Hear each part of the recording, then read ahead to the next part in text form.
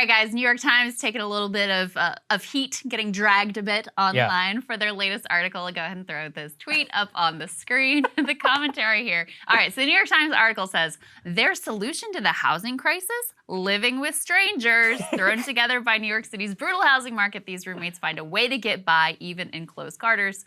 The commentary here from Kevin Allman is, the New York Times discovers roommates. Yeah. And this is what happens, Saagar, when you do not have any working class people amongst your rank and file, that you would think that roommates was some sort of like new, modern, crazy invention, when of course, especially in New York City, I mean, this is a time-honored tradition in the city.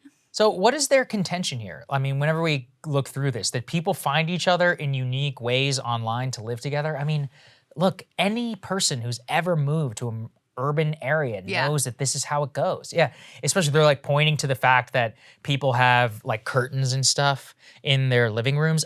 I've visited friends in New York who there's like a whole scheme there, of like fake walls, you know. I found my roommates when I first moved to DC back, a long time ago, on Craigslist. Yeah, that's very common. I still know people who do that. Yeah. Facebook now, apparently there's like all these Facebook groups. Yeah, people will be like, hi, I'm looking for a roommate. There's like these big groups of like 40, 50,000 people or whatever, and everybody's always talking within there. I mean, whenever I graduated from college, I did the same thing. I was like, hey, is anybody moving to the same area that I am? Someone was like, yeah. So I didn't even know the guy, just move in. So my confession about this article though is that I actually liked it. Okay. When I went and looked at it, what'd you get out of it? It's very voyeuristic. It's all kinds of different people and like a little bit about their stories and then their living spaces, which is always interesting to see inside people's apartments and get like a little bit of a peek into their lives. It reminded me of the like Humans of New York photography, just showing different people, and like that's what's so great about New York and why I loved living there when I did live there, is just the massive variety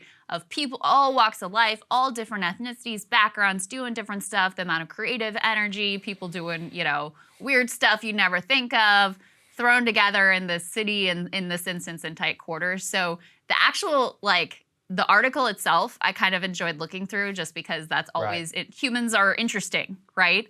The framing of it like it was some new and novel, crazy idea to have roommates was just, it was a little silly. Yeah, look, people's new thing, roommates. Like, come on. I bet you can go back to the 70s and the 80s of people in classified ads. People have had being roommates like, for a long roommate time. needed. I don't know.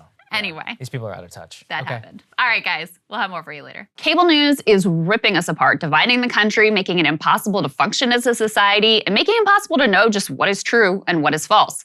But the good news is they are failing and they know it. That is why we're building something new, a new mainstream, a healthier one, something more trustworthy, something that we are going to need in one of the most pivotal times in American history. We are building up here for the midterms, for the upcoming presidential election, but we need your help. So if you can help us out by becoming a premium member today at breakingpoints.com, we're trying to change America for the better and the entire world. So what are you waiting for, guys? Go to breakingpoints.com and sign up and help us build a new mainstream.